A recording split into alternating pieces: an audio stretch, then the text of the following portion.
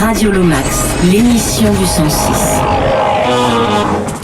Une des meilleures idées d'Eli Paperboy Reed aura été de faire émerger le trio le plus chaud du gospel actuel, de Harlem Gospel Travelers, après qu'un programme musical périscolaire placé sous sa houlette ait révélé leur talent.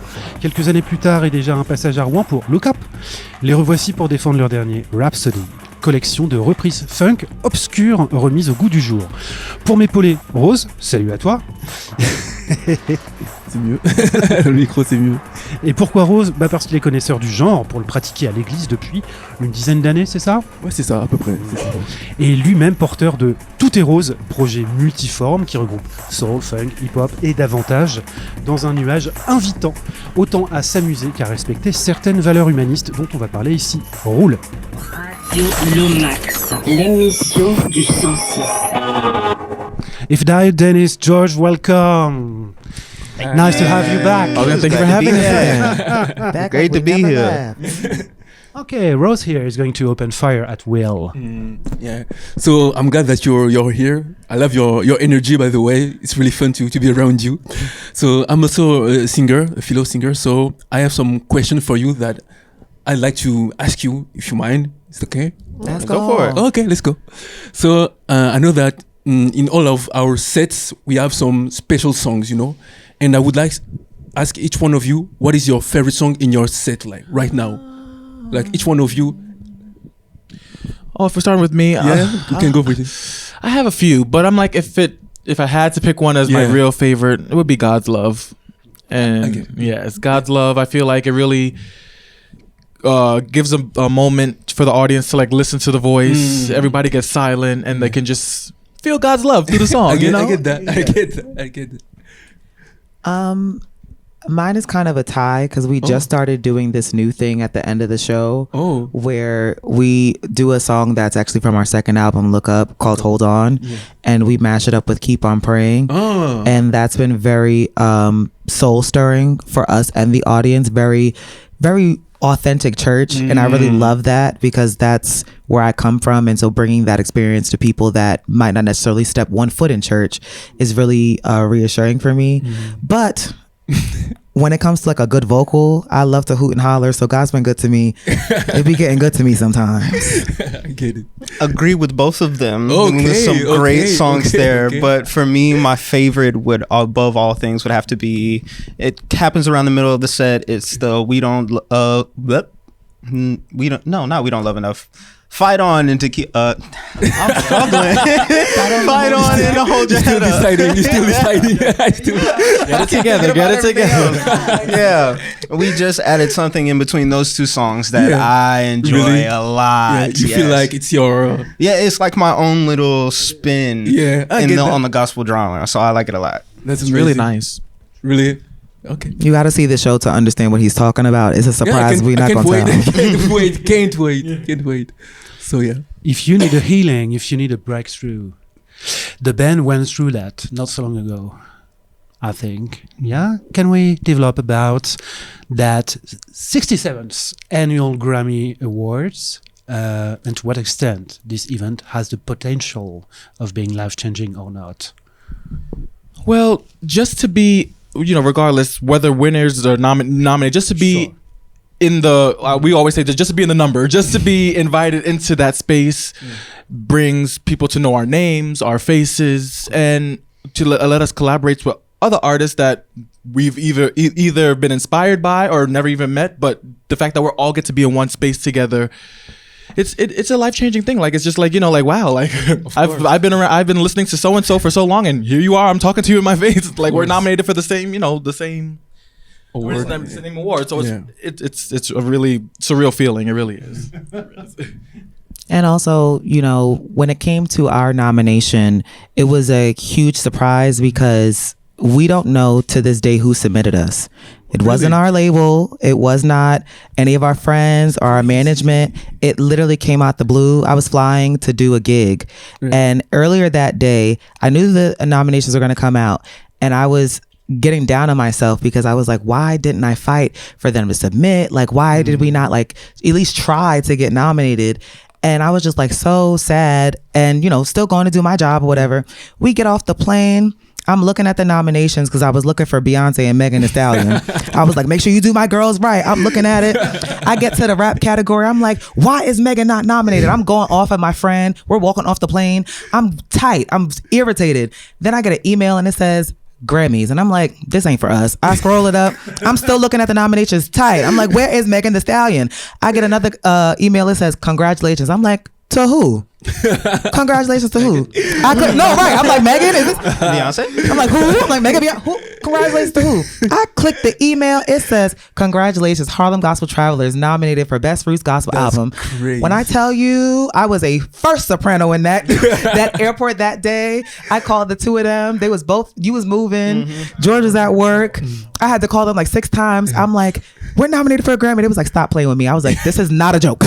Sometimes when Ifedeo texts us, it'll be like a SOS. So I'm over here like, oh, nervous.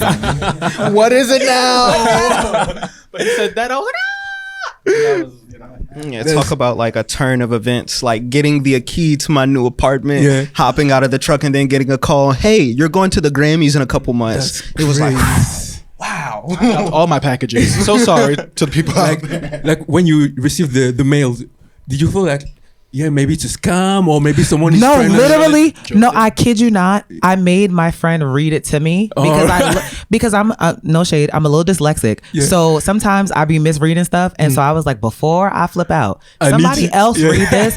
And my friend, shout out to Jessica Lyricarp, love you down. I handed her the phone. I said, just make sure. She said, no. This is it. This is real. It's real. I was like, oh my God. That's and then amazing. like, I think a month later, I was doing some research and that's when I found out that we were the first openly queer group to be nominated in the category. So it was like win on top of win. It was like, look at God just working miracles. Congratulations about that. Thank you. thank you, thank you. Keep on going. We're going to keep on going.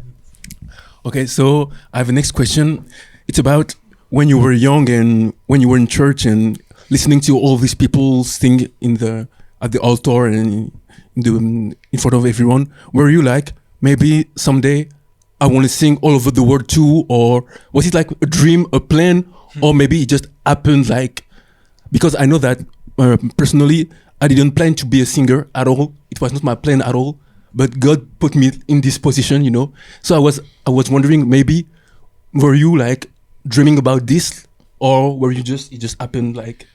Well, from a very young age for me, I always knew that I wanted to be an entertainer, whether that was an actor, a dancer, singer. I always knew I wanted to be in that field. Yeah, okay. In my church specifically, I went to a Catholic church. So no, I was not inspired by anybody singing on that altar. So sorry to my Catholic church people over there, but no. But, you know, my faith, I mean, obviously the music from the Catholic church, aside from the music, but my faith... And just wanting to be a singer, I, put together, started looking out to go to like, to look into more gospel music and, of course, develop myself a little more. Yeah. But I always knew I wanted to sing. I always knew I wanted to, again, entertain. Yeah. So for me, I grew up in church. I grew up in the Baptist church. I'm a preacher's kid. My mom is an overseer. Shout out to Overseer Cynthia McCants. Love you, Ma. My dad is a pastor, Pastor Marvin Gatlin. Amen.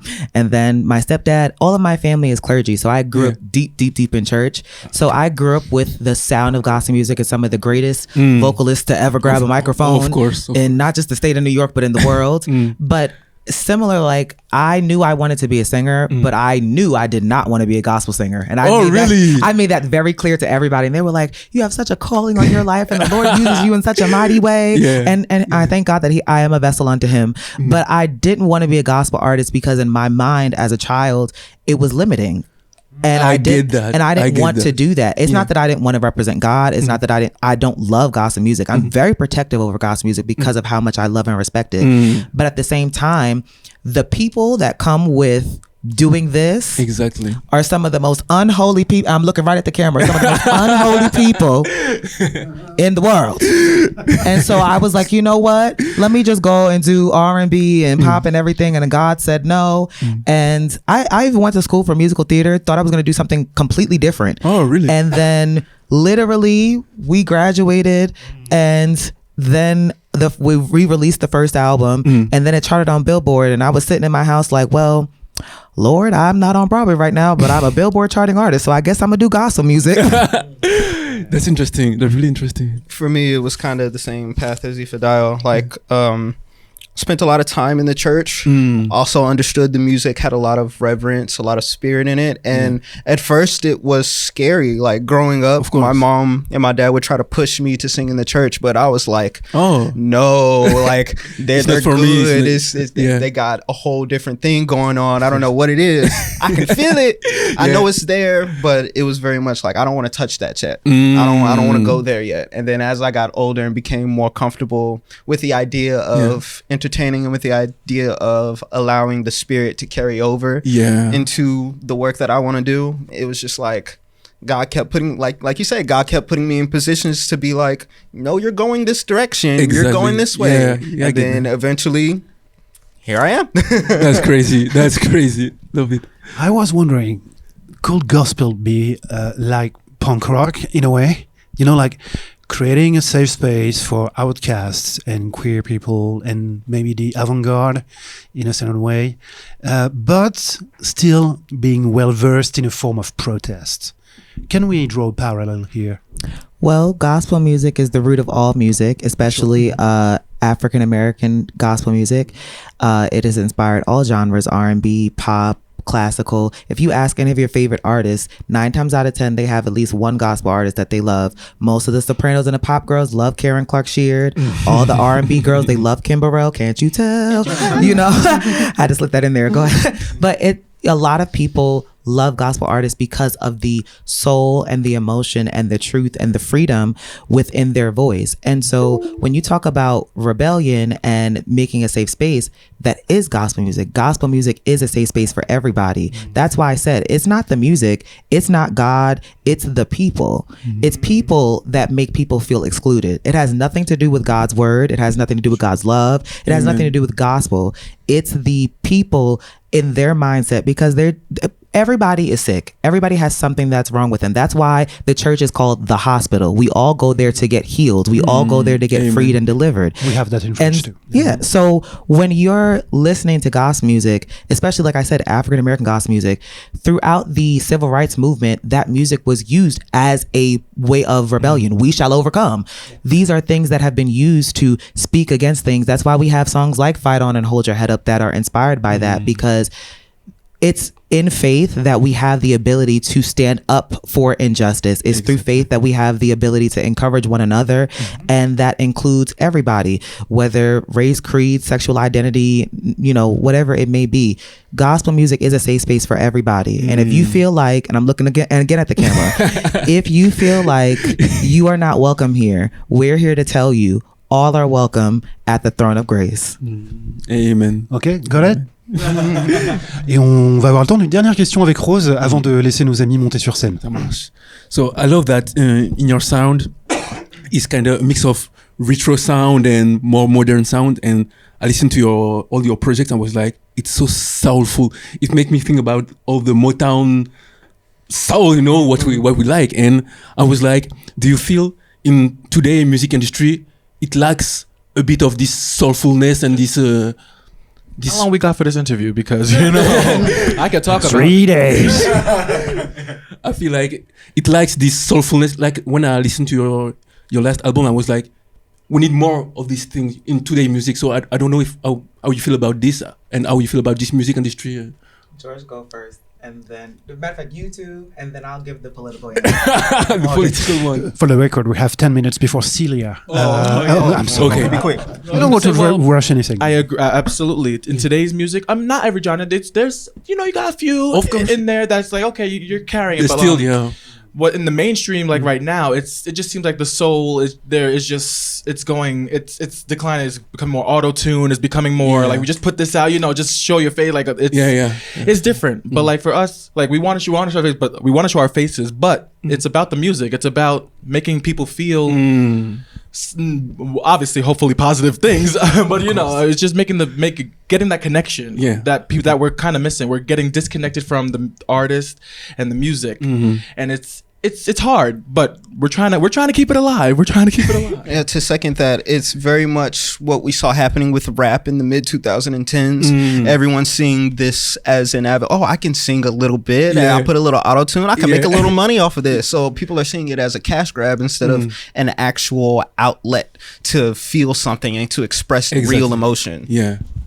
All I'm going to say is that labels are chasing virality and they're chasing the wave of TikTok and social media. And so they're pushing out fluff because they think that that's what you guys want. And then when you complain about, why is my favorite artist not doing what they want or not making the music that I want them to make? It's simply because you keep clicking on the AI music. So they're trying to compete with AI. I know y'all love them 50 Cent AI covers, but we gotta stop. We gotta stop. Will Suno be president one day? Who knows?